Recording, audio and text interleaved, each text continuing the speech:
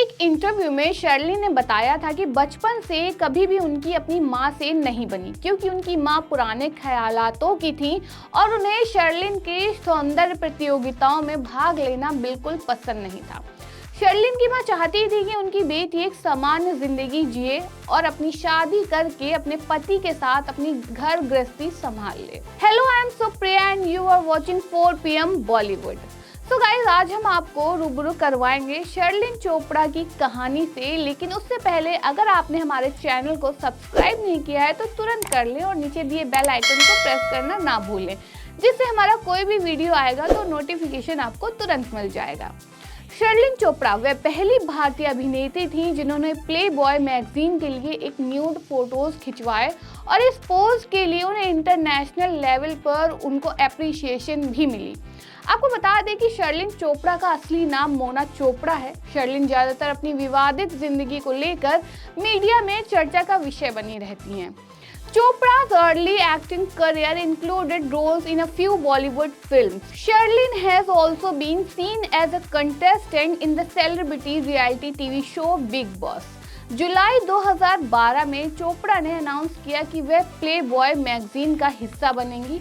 Following this, she became the first Indian woman to pose a nude for the official Playboy magazine.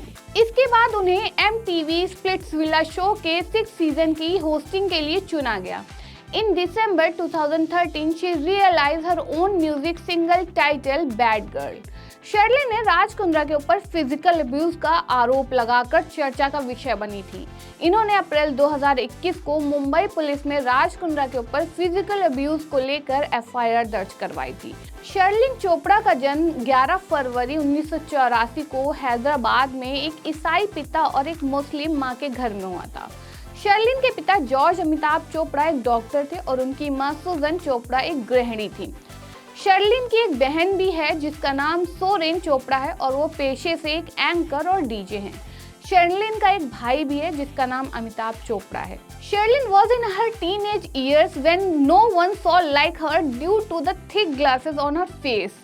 एक interview में शर्लिन ने बताया था कि बचपन से कभी भी अपनी माँ से उनकी नहीं बनी, क्योंकि उनकी माँ पुराने ख्यालातों की थी और उन्हें शर्लिन के ब्यूटी पीजेंट में भाग लेना बिल्कुल पसंद नहीं था। शर्लिन की माँ चाहती थी कि उनकी बेटी एक सामान्य जिंदगी जिए और अपनी शादी करके अपने पति के साथ अपनी घर गृहस्थी संभाले। शर्लिन की माँ ने शुरू से ही उनके ऊपर एक तरह का दबाव बनाकर रखा और कभी भी उनकी प्रतिभा की कदर नहीं की। उनको शर्लिन की प्रतिभा बकवास लगती थी। वहीं उनके पिता ने हमेशा उनका साथ दिया और वह हमेशा अपनी बेटी की प्रतिभा की कदर करते थे।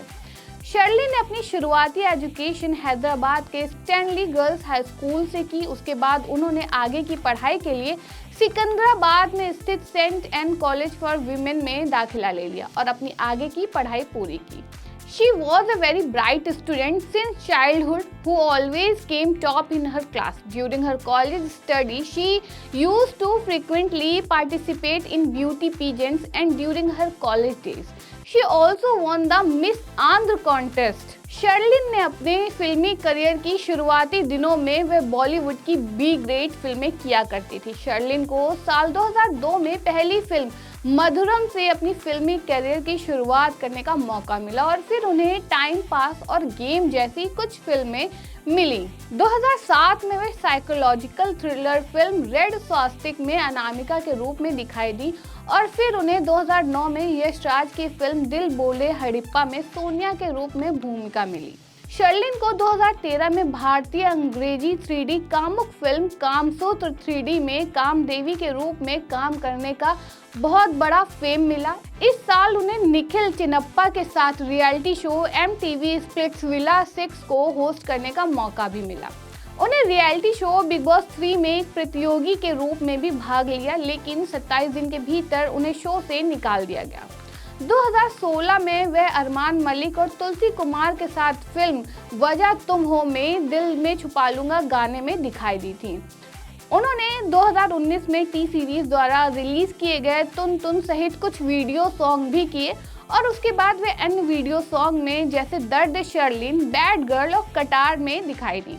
15 सितंबर 2021 को पुलिस ने राज कुंद्रा के खिलाफ 1400 से 1500 पन्नों की चार्जशीट फाइल कर दी, जिसमें राज कुंद्रा की पत्नी शिल्पा शेट्टी और अभिनेत्री शर्लिन चोपड़ा के साथ साथ कुल 42 लोगों के द्वारा दिए गए बयान दर्ज हैं। शर्लिन चोपड़ा ने अप्रैल 2021 को राज कुंद्रा के खिलाफ यौन उत्पीड़न का मामला मुंबई क्राइम ब्रांच में दर्ज करवाया था। राज कुंद्रा वही व्यक्ति हैं जिस पर अश्लील फिल्में बनाने और प्रकाशित करने का आरोप लगाया गया था। 2019 की शुरुआत में राज कुंद्रा ने अपने मैनेजर को शर्लिन को काम के सिलसिले में मिलने के लिए बुलाने को कहा। राज ने शर्लिन को उनकी personal app the Sherlyn Chopra के नाम से बनाकर उनके शर्लिन चोपड़ा की तस्वीरें और वीडियोस उस ऐप पर अपलोड करने का प्रस्ताव दिया और उस ऐप से होने वाली कमाई का 50% हिस्सा शर्लिन को देने का वादा भी किया था। लेकिन शर्लिन चोपड़ा की तस्वीरें और वीडियोस के शूट के बाद राज कुंद्रा के वादे के मुताबिक उनको कमाई का 50% हिस्सा नहीं मिला।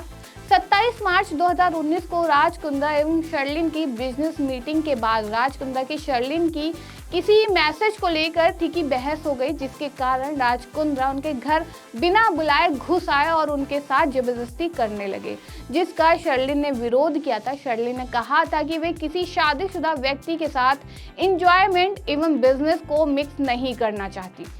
राज ने उनसे कहा कि उनकी पत्नी शिल्पा शेट्टी के साथ संबंध ज्यादा ठीक नहीं है, जिसके कारण वे घर पर ज्यादातर समय तनाव में रहते हैं।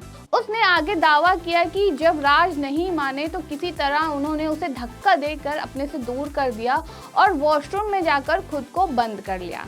शर्लिन बोल्ड कमेंट्स करने के लिए जानी जाती हैं। एक बार उन्होंने ट्वीट पर लिखा कि उन्होंने पैसे के लिए लोगों के साथ सोना बंद कर दिया। उनका ट्वीट वायरल हो गया और कई लोगों को ये बात हजम नहीं हुई। बाद में इस विषय पर बात करते हुए उन्होंने कहा कि अपने करियर के शुरुआती दिनों में उन्होंने कई ऐसे लोगों को डेट किया है जो उनसे बड़े थे।